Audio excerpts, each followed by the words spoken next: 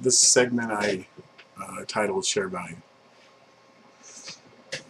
When I cashed out of net sales, I think I got 78,000 and change, and it was enough money. I owed money on some vehicles, student loans, different things, credit cards, and it was enough money I could literally write a check and pay off every bill I had and be completely debt free. That was one of my choices. The second choice was I really wanted to put in a bakery, and I had a really good place to put in a bakery, and that was my passion. That's really what I wanted to do. And then the third choice was to start ShareValue, knowing I needed $1 million plus just to develop it, the back end, and I only had 80,000 to work with, and I was going to pay off some bills. So I think if I had to do it over again, I'd just paid off all my bills and raised the money for a bakery. But actually, the issue with me was ShareValue was something that would help a lot of people and have a broad impact. Some of the dreams I had had of times coming, a company like ShareValue would just help a lot of people. And so I just really felt that I needed to do ShareValue. So I decided to start that. I took 40,000, paid off debt, and 40,000, and started assembling a team. And that team brought in some key people, brought in some of the early investment funds. There's a lot there I could say. I'm just gonna, a lot of really neat stories, God's provision, and so on. We did have problems. We brought in a guy who had done some real good work in a certain industry, and he ended up coming in and just bottlenecking everything, and it took us a year to get him out of it, and it was a real problem. And he was a member of the bar. We finally even threatened his bar, threatened him with turning him into the bar because of what he had done. And anyway, I think he was a good guy. I think he was just fumbling around, and I don't hold any hard feelings, but it was a real rough time, and it stunted ShareValue's growth. And then the Fed had decided to kill the internet bubble, and so in that year the internet bubble had popped, and it was making it a lot harder to raise money, and that happens. So I was I was in New York with I had taken Lori to New York. I'd been in New York quite a few times on business, and I had never taken Lori. So on our anniversary, I had decided, okay, I want to take her to New York and go see Les Mis and the sights and stuff. And so we were there. Our anniversaries on Valentine's Day, so we were there in February. And while I was there, I got a phone call from a guy I knew from net sales who was a consultant.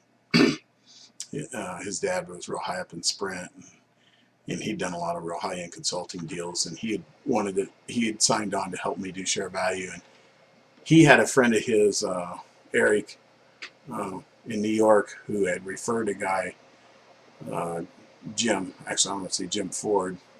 And Jim Ford was kind of what I had been told, kind of a third tier Wall Street guy who'd helped put together. He just funded a hedge fund for 150 million. And he didn't usually do really small projects, but they had talked to him and said, will you help ShareValue get funded? We needed $1.5 million. And so I was in New York, and they called me and said, would you mind meeting with them? And he came over to the Algonquin to meet with me, and it was just an instant connection. I mean, and he's like, yeah, I want to help you. And became a great friendship. Jim was kind of a different guy. He got to where my phone would ring at 5 in the morning and he'd have the verse for the day. He was kind of radical like that and kind of wore me out, but he was a good guy. So Jim started raising money for us, or trying to put together a lump sum like $1 million. Kind of had a handshake on some. We were working through all the issues, and I was going to go to and I forgot what it was. It might have been Internet World in New York, and I took a friend of mine, or a person who was working with me, who was also a friend, with me to New York to go to that show. And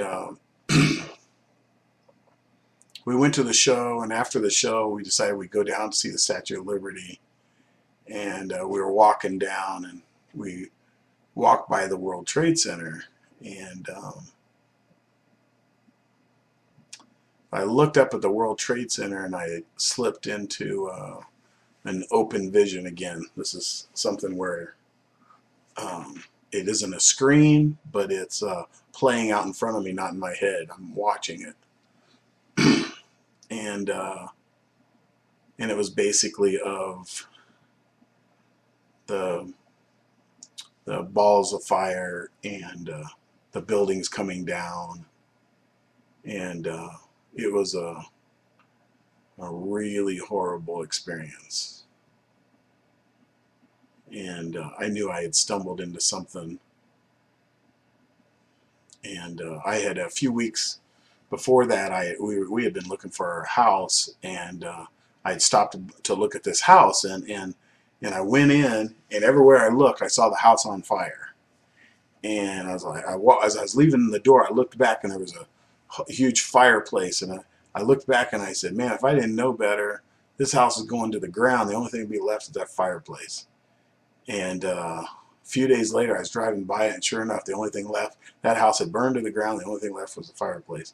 So here I was in front of the World Trade Center, the exact same feeling. If this thing's coming down, I looked at a few of the buildings around, and I said, those were coming down. And then I looked beyond them, and they were untouched. And so I was kind of a little bit relieved, but it was so traumatizing, and I just got out of there, as fast as I could. And we went down rode the ferry, went to see the Statue of Liberty. It was coming off the ferry, and there was a guy coming off the ferry, who had an anarchist spirit, who would shout out, and he shouted out that he wished he'd see fire would come from the sky and burn up New York, And of course, everybody around him was laughing, And I was like, oh man, he's got some issues. And but I knew sometimes the Lord pointed people out, and I looked at him, and I said, Lord, is there anything I could say to this guy? He said, yeah, you could tell him he'll live to see the day. And I was stunned, because I had just seen that vision, and I just shut up and went on my way. And we were set to meet a couple that night whom was from Kansas City, who had moved there, and the gal had taken a job in a restaurant. We had already gone to see her, and she waited on us there. She had waited on us in Kansas City at restaurants, and she waited on us there. It was a great reunion, and she invited us out for dinner late that night. And a few weeks earlier, I'd had a dream, and in the dream, I was standing at a kind of looked like a train station, but it wasn't a train, it was boxed cars, and she was standing up on a platform, and I said to her, are you sure you're going to be all right? And she said, yes, we'll be fine. And she reached over and kissed me on the cheek, and that was the end of the dream. And I called her, and I'd never shared a dream with her before. I called her because it really worried me. It was really heavy. And so I called her and asked her. I said, I had this weird dream. So I told her the dream. She goes, it didn't mean anything to me. And I'm like, okay, didn't mean anything to me. So we went out that night to a Belgian restaurant, and I had the best beer of my life, Belgian Blonde. But anyway, And we had decided to go ahead and stay up all night because the plane was flying out at 5 in the morning, and we were at 1 o'clock in the morning. So we had our luggage with us, and she and her friend walked us to the subway station. But the subway station was above ground, and they were standing on this platform, and I was in that place of that dream. And I'm like, whoa, this is heavy. And I had seen that vision and that stuff that day, and I was just kind of inside, just trembling. And I didn't really say anything, and she stepped over and kissed me on the cheek and just looked at me, and she knew that that was the place of the dream, but it was also her saying, we're going to be okay. And we left and went to the airport and flew out.